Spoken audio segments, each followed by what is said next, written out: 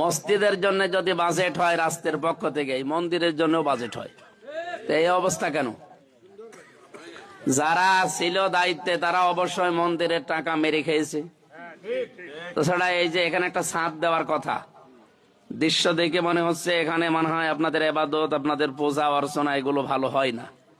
সুতরাং এবার আমরা কথা দিচ্ছি, যদি বাজেট যা আসবে, যেহেতু আমাদের পকেটে একটা টাকা ঢোকানো আমাদের ধর্ম অনুযায়ী হারাম, নিষিদ্ধ, এজন্য যা যেখানে আসবে আমি কথা দিচ্ছি ওই জায়গায় ওইটা পৌঁছিয়ে দেব।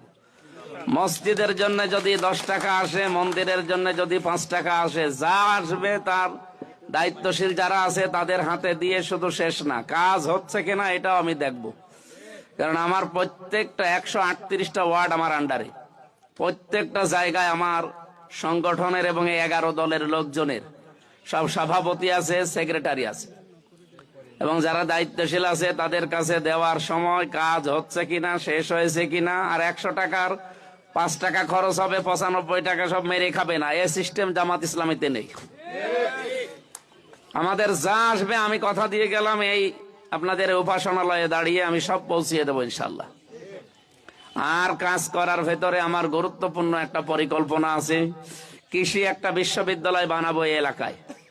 আমাদের পরিকল্পনা এটা আছে, কারণ 3-4 হাজার মানুষের আমরা কর্মসংস্থান এই এলাকায় বানাতে পারবো।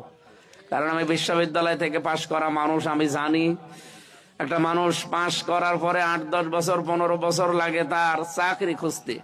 এই সিস্টেম বাংলাদেশে আমরা রাখতে চাই না। জামাত ইসলামী বাংলাদেশ এই 11 দল নিয়ে যদি সত্যি ক্ষমতায় আসতে পারে, আমরা আগে শিক্ষা ব্যবস্থা পরিবর্তন করে কর্মমুখী শিক্ষা বানাবো, মালয়েশিয়ার মতো। আপনারা দেখেন মালয়েশিয়াতে সব ধর্মের মানুষ বাস করে, আমি তো বেশি থাকি ওই সমস্ত জায়গায়। আর হিন্দু ভাইদের পেলে আমার মনে হয় আপনাদেরকে অনেক দিন থেকে চিনি, কারণ আমার অধিকাংশ সময় কেটেছে আপনাদের মতো মানুষের সাথে। কারণ এই দেশে তো আমি থাকতে পারতাম না, থাকতাম কলকাতায়, আর ওখানে তো আপনাদের লোকজনই বেশি। ওগুলো দেখলে, আপনাদের চেহারা দেখলে মনে হয় যে একই আছে। এই জন্য আশা করছি একটা আস্থা রাখবেন, স্যার যা বললেন, একটা টাকা আমাদের পকেটে ঢুকবে না। আমি চাইবো এই এলাকায় কেউ যেন, যে ধর্মের লোক হোক, কেউ যেন বেকার না থাকে। প্রত্যেকের কাজের ব্যবস্থা করা হবে, এবং রাষ্ট্রীয়ভাবে দেশি বিদেশি যত সংস্থা আছে আমি ওই পলিসিগুলো জানি।